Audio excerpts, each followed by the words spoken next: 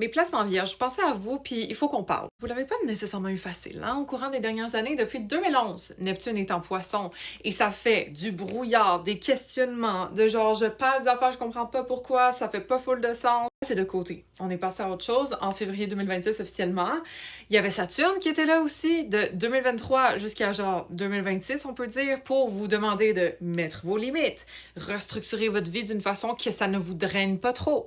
Et en plus, en 2025, on avait le nœud sud en vierge, ok, qui nous demandait de nettoyer toute la pression, le perfectionnisme, d'essayer d'avoir le contrôle, de tout comprendre, d'avancer vers la foi. C'était pas si facile que ça.